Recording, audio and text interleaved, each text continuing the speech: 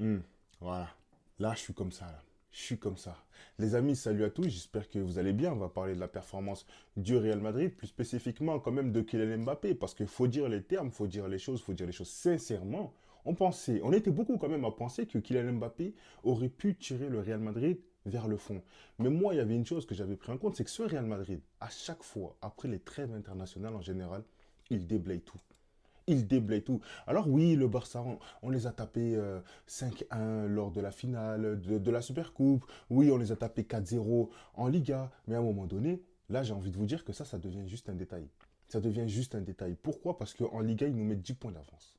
Kylian Mbappé, il n'a aucun écart de but avec Lewandowski. Les deux sont à 16 buts. L'avance qu'avait Lewandowski, il a tout perdu. Honnêtement, il a tout perdu. Certains pourraient dire que, par exemple, oui, c'est parce que Vinicius est blessé, quand les deux ils vont revenir, quand les deux, en tout cas, vont jouer ensemble, ça va amener quelques problèmes. Moi, je pense pas. Très sincèrement, je pense pas. Surtout en plus, après la déclaration d'après-match de Kylian Mbappé, qui dit clairement que son objectif, c'est juste que le Real gagne. Il dit clairement qu'il fera marquer Rodrigo. Il fera marquer Vinicius Junior. Ça veut dire que Mbappé, il est dans une mentalité où il se dit, c'est pas à eux de s'adapter à moi, c'est moi qui intègre un collectif. C'est moi qui dois faire en sorte d'être intégré. C'est moi qui dois faire en sorte de m'adapter. Et avec cette déclaration-là, c'est ce qu'il dit, c'est ce qu'il fait comprendre. Et qui plus est, ça se ressent dans ce match-là. Il joue collectivement. Dans les petits espaces, il arrive à combiner, que ce soit avec Bellingham, avec Rodrigo. Ils se rendent les passes. Il y a une communication qui se fait entre eux. Donc c'est pas pour rien que ça se passe. Que c'est pas pour rien que ce soir il met son triplé. Il essaie de faire marquer Bellingham, Bellingham va essayer de le faire marquer.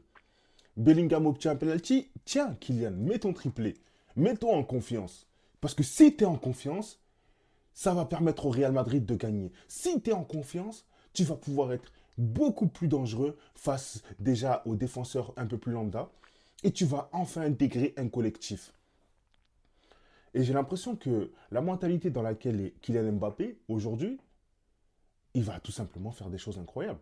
Il va tout simplement faire des choses incroyables. Et ça me fait chier. Voilà, très clairement, moi, ça me fait chier. Donc voilà, belle performance en tout cas du Real Madrid. Parlons quand même du premier but, parce que très franchement, la connexion qu'il a eue avec Jude, waouh, waouh, waouh, waouh. Kylian Mbappé qui combine dans les petits espaces, première touche de balle directement, une passe pour Bellingham qui lui remise ensuite tout de suite. Moi, ce qui m'a surtout, euh, comment dire, ce qui m'a frappé, c'est que Kylian, tu le remets par exemple en début de saison, il fait la passe, mais il fait pas l'appel. Là, il s'oriente et il fait la passe. Pour ceux qui ont vraiment remarqué l'action, Kylian Mbappé, il fait pas juste la passe, il s'oriente en faisant la passe. Et directement, en fait, il tue le défenseur adverse par la course. Et cette combinaison, elle était tout simplement incroyable. Et j'ai envie de dire pareil pour le deuxième but. Et très franchement, ce qui m'a frappé, c'est pas juste son niveau de jeu, c'est le fait qu'il est capable de combiner dans les petits espaces. Lors du deuxième but, la vitesse qu'il prend, c'est tout simplement incroyable. Vous le voyez, c'est Rodrigo qui a la balle, il court et ensuite il dévie. Il dévie. Et je pense que Kylian Mbappé, tu le remets au début de saison, il ne fait pas ça. Pour moi, il courait dans la même direction que Rodrigo, ce qui aurait fait que, en gros, il marcherait un peu sur Rodrigo. Ça n'aurait servi à rien de lui faire la passe. Sauf que là, il prend conscience qu'il faut qu'il se décale, qu'il crée du danger, qu'il crée de l'espace pour que les défenseurs s'en mêlent dans leurs pensées.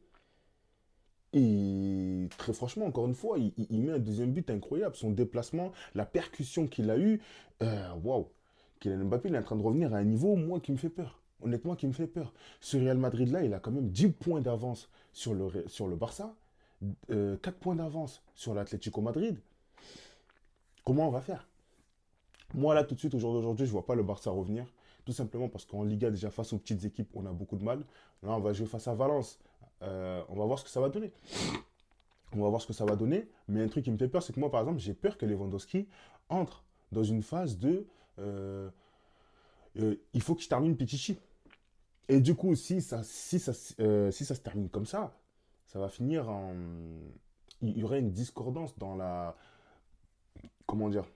Il y aurait une discordance dans l'équilibre du FC Barcelone et dans le collectif. Et ça amènera un problème. Mais bref, ça sera peut-être le sujet d'une autre vidéo. Et je viens de parler de Ceballos aussi, parce que très franchement, le match de Ceballos, il est costaud. tu vois tout de suite que c'est le genre de milieu de terrain qui apporte un équilibre. Un milieu de terrain qui a du ballon, je pense que ça fait plaisir pour le Real Madrid. Et ouais, ouais, je pense que Ceballos, c'est un joueur qui va devenir de plus en plus intéressant au fil de la saison. Moi, il me fait un peu penser à Nacho. C'est pas le joueur le plus exceptionnel, mais c'est un joueur sur qui, en vrai, tu peux compter si tu lui laisses le temps de s'adapter. Et là, pour le coup, Ceballos, c'est vrai qu'à la base, c'est un joueur qui fait toujours des rentrées, mais qui n'était pas si folle que ça. Après, tu as besoin quand même d'être titulaire pour trouver ton rythme. Donc franchement, très bon match de Ceballos, accompagné de Tchouaméni, que j'ai trouvé intéressant dans ce match-là. Non, de Valverde en tant que numéro 6. Non, franchement, je trouve que c'était... Les deux là ont apporté un bel équilibre, en tout cas dans ce Real Madrid. T'as Fran Garcia qui est de plus en plus titulaire. Une rivalité avec Mendy, je sais pas. Après, en fait, il faut voir ce que ça va donner dans les gros matchs. Tchouaméni en tant que défenseur central et Asensio à droite. Je pense que Carlo Ancelotti essaie des choses, étant donné que Lucas Vasquez à droite, c'est assez compliqué. On sait que Militao est blessé, David Alaba, on ne sait pas trop encore quand est-ce qu'il va revenir. Mais voilà, il essaie de bricoler. Dans ce match-là, en tout cas, ça a plus que suffi, étant donné la domination du Real Madrid. Ouais. Je pense que dans ce genre de match-là, ce genre de composition, elle peut passer. Modric qui fait son entrée. Il faudra voir ce que ça va donner du coup avec l'arrivée ou en tout cas le retour de Vinicius Junior. Parce que pour moi, Rodrigo, il est indéboulonnable. Il fait partie de ce collectif du Real qui fait que ça soit beaucoup plus homogène. Donc Vinicius, Rodrigo et Mbappé, il va falloir les mettre. Après, oui, tu n'as pas le choix que de faire reculer Bellingham, parce que Bellingham, par exemple, tu le vois beaucoup dans la surface de réparation aujourd'hui. Et on voit que c'est un joueur qui aime se projeter, même beaucoup se projeter, et qui aime se proposer auprès des attaquants. Donc même si tu le fais reculer, ce n'est pas pour autant qu'il est obligé de dénaturer son jeu. Je pense que voilà, tu mets Mbappé en pointe et tu joues en 4-2-3-1 en mettant Bellingham, Vinicius, Rodrigo, même si Rodrigo, moi personnellement, je le trouve plus intéressant à gauche. Ça n'empêche pas que, par exemple, tu peux intervertir de temps en temps Vinicius et Rodrigo. Vinicius peut passer à droite pour laisser peut-être Rodrigo s'exprimer un peu plus. Et je pense que parfois, c'est pas plus mal aussi. Ça peut faire mal à la tête aux défenseurs. C'est le genre de tactique qui apporte une certaine fluidité en général. Brahim Diaz, moi, je l'ai trouvé assez bon dans ce match-là, mais pas aussi innovant que d'habitude, en tout cas que la saison dernière. Je trouvais qu'il était beaucoup plus percutant, qu'il apportait beaucoup plus la saison passée. Peut-être que là, il a du mal à s'exprimer. Après, ça s'explique peut-être par la concurrence qui devient quand même assez hard. D'Arda Güler qui rentre, mais je trouve pas... Arda Güler, moi j'ai du mal avec lui parce que déjà à un moment donné il était quand même comparé à Lamine Yamal alors qu'il y a quand même un sacré gouffre entre les deux. Mais après voilà, c'est un joueur non plus qui n'a pas trop la chance d'être titulaire. Hendrick, je pense qu'on va le voir de moins en moins malgré le fait qu'il ait mis un doublé il n'y a pas si longtemps, je sais plus c'était quand et plus face à qui aussi. Mais Hendrick, je pense que ça va être compliqué en tout cas lui pour le voir s'exprimer.